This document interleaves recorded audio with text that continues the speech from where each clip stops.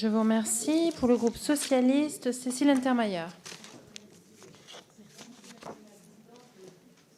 Tu veux, je t'ai introduit.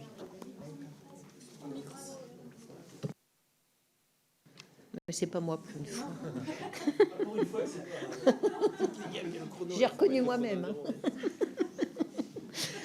Oui, je voulais simplement, déjà en introduction, m'excuser pour ce retard, mais j'étais prise par une mission sur la concrétisation des lois que nous avons ouverte et pour laquelle je vais devoir retourner sur une mission de la conférence des présidents sur la concrétisation des lois, c'est-à-dire s'assurer que les lois que nous avons votées sont bien appliquées dans l'étendue de leur champ d'application. Vous comprendrez, Madame la Ministre, tout l'intérêt que je porte à cette mission.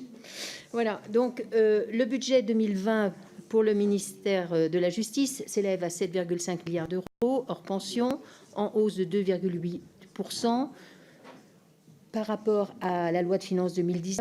C'est la troisième année consécutive que ce budget connaît une majoration, 4,5% en 2019 et 3,9% en 2018. C'est une moyenne donc de 3,7 sur 3 ans.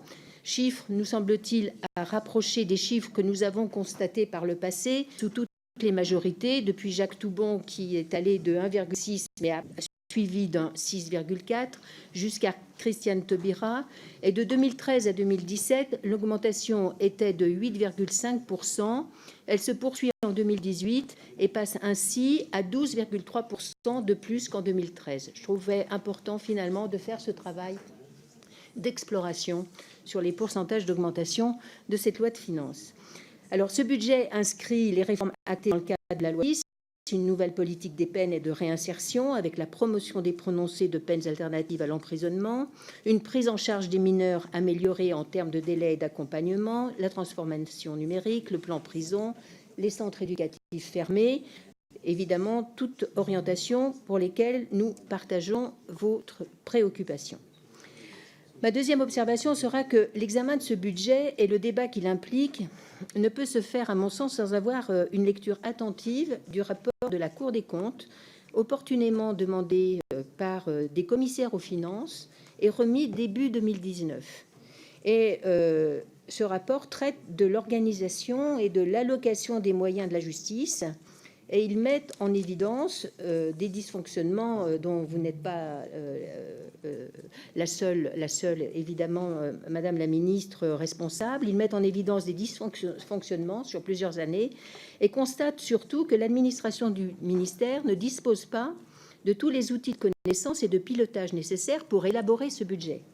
On en conclut donc que nous travaillons un peu à l'aveugle. Et moi, j'avoue que j'ai un peu ce sentiment-là, je le reconnais. Lorsqu'on m'annonce 70 magistrats pour la jeunesse ou pour 70 magistrats pour les mineurs, je ne sais pas pourquoi on en a 70 et pourquoi on n'en a pas 80, et quand est-ce qu'on retrouvera ces 70 opérationnels sur le territoire. Alors, malgré une augmentation des crédits budgétaires, toujours ce rapport dit que la situation se dégrade. Et selon les données du Conseil de l'Europe, toujours ce rapport le dit, les juridictions françaises bénéficient d'un effort budgétaire moindre malgré la hausse significative de ces dernières années que les États européens les plus comparables aux nôtres. Deuxième remarque de ce rapport, l'administration du ministère ne dispose pas de tous les outils de connaissance et de pilotage nécessaires, je l'ai dit, et nous l'avons constaté ensemble, s'agissant de la justice des mineurs, puisque nous n'avions aucun élément statistique nous permettant de savoir, par exemple, les effets d'un passage en centre éducatif fermé pour la réinsertion d'un enfant, et nous allons en programmer 20. En fait, nous légiférons sans vraiment connaître l'activité judiciaire. Nous ne nous trompons pas certainement en majorant globalement les crédits, ce dont je vous remercie, mais reconnaissons que nous allons un peu à l'aveugle sur les missions. Le dernier point de mon observation, c'est sur le programme 101 et sur l'accès au droit et l'aide juridictionnelle. La politique en matière d'accès au droit et à la justice doit permettre à toute personne qui le souhaite d'avoir connaissance de ses droits et de les faire valoir, quelle que soit sa situation sociale ou son domicile. C'est cette politique qui doit associer l'État, les collectivités locales, le milieu associatif, mais aussi, Madame la Ministre, tous les professionnels du droit. Et c'était le sens du travail que nous avons mené hier dans le cadre de la loi de finances. Ce programme s'élève à 530,5 millions en 2020 contre 466,8 millions en 2019. Il ne s'agit pas d'une augmentation, comme j'ai pu le lire dans la presse, mais du transfert de 83 millions d'euros qui étaient affectés au CNB sur le budget de l'État.